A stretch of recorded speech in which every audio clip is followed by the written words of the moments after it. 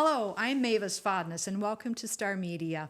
We are continuing our May is Mental Health Month series, and today we're talking about the youngest members of our community and today's mental health resources available to our youngest members of our community through Luverne Public Schools. Our guest today is Stacy Schepel. She is the social worker with Luverne Public Schools. Welcome, Stacy. Thank you. Thanks for having me. All right, so tell us a little bit about yourself. So I am a school social worker for Luverne. I'm actually preschool through 12th grade. I've been in the community in a lot of different ways for many years, probably longer than I'd like to admit. But I've done anything from child protection, working at the county, and then working for the mental health center and doing community mental health there. And then transitioned into my role at the school and am helpful to students there. All right. Well, great. Now, getting back to schools, they typically do a lot of screening for hearing, seeing. They'll do a little things about immunizations and other health issues. Now, for mental health, what are you doing as a district to, screen our children and see how their brain health is doing? Absolutely. So there's a lot of things that we do starting in preschool. I'm a part of our preschool screening team. And we screen for behavior and concerns there and work with parents to support them in the development of their kids at that level. And then as they get into elementary school, we have a lot of resources at school. And one of the things, along with Mr. Schumacher's position as a behavioral support for our students, we started screening our 2nd through 5th graders. And we screen them multiple times throughout the year. And kind of gauge how they're seeing themselves in the school, how they're seeing their relationships, their academics, how they're feeling about themselves. And then we meet throughout the year and kind of evaluate their numbers as they're if they're going higher or lower, depending upon the level of support that we're providing. And then as they get into the middle school, high school, we just have a lot of conversation. We talk with the kids, we're present in the building in different ways, and hopefully kind of helping them identify us as supports for them. Oftentimes, too, we meet for academics. So if academics are going up or down, it's a good indicator sometimes of their mental health. And so some of those are the resources that we use to evaluate students. All right. Sonia, you mentioned we. Tell me, about the district, what positions there are and maybe who is in them and what they do for the district in a way of mental health. Absolutely. I was telling you, Mavis, before we started that you don't necessarily know what we have at school until you need us at school. And so I'm a school social worker, and oftentimes I love my title, but the hard time is sometimes it doesn't explain what it is I can all do.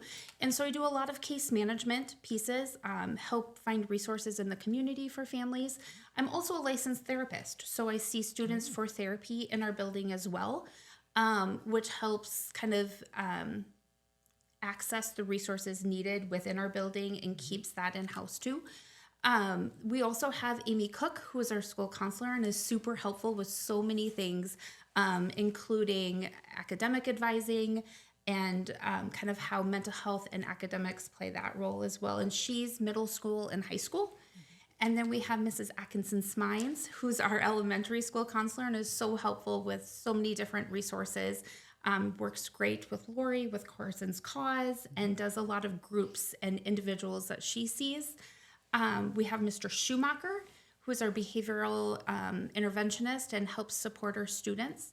And then we also have Jessica Martins, and Jessica is a licensed therapist that our school contracts with through Greater Minnesota, and she supports our students too. So we have a lot of different resources that hopefully families and students can feel connected to. Good.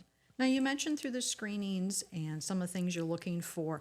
What are some of the issues that our students are facing today that may be concerning for their brain health? Absolutely. I think anxiety and depression are the ones that we hear of most and are definitely a concern for our students and families. And then we also deal with things like oppositional defiance disorder at times, and ADHD is another one that we typically see in the school and help to try and provide support for as well. You bet. Now, is there something as adults in the community? Is there something that we can be aware of to help our young children? Absolutely. I think always, like, you guys are interacting with kids sometimes in ways that we're not. And so noticing things, helping us identify, or maybe their families identify, hey, I've noticed this different about so-and-so, maybe something to just kind of have a conversation about. I think sometimes it's scary to point out the things we're noticing that are different about our kids, but it takes everybody kind of being a part of the big picture in order to support our students.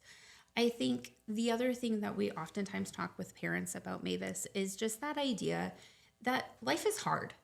And I always say to students and families that being in school is about learning math and science and English, but it's also really about doing hard things.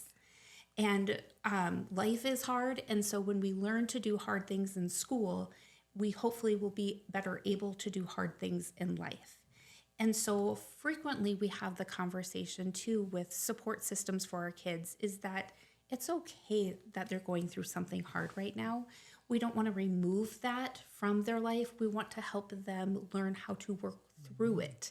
And so helping them stay in some of that hard can really be helpful to developing their mental health through their lifetime.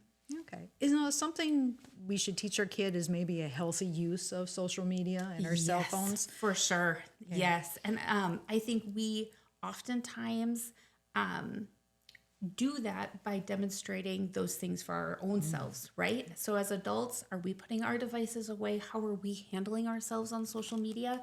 Are we doing things that are helpful and effective because little eyes are watching and they see what we're doing?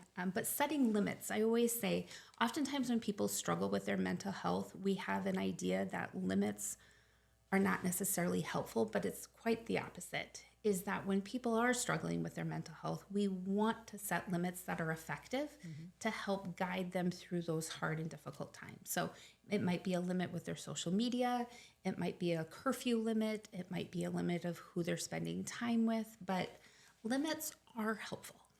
Good. Well, thank you, Stacy, for joining us today. And that completes our latest installment for our May is Mental Health Month broadcast. We will do one last broadcast, which Stacy mentioned that we are going to talk to the organizers of Carson's Cause, who's trying to change societal's thoughts about brain health and how we treat it.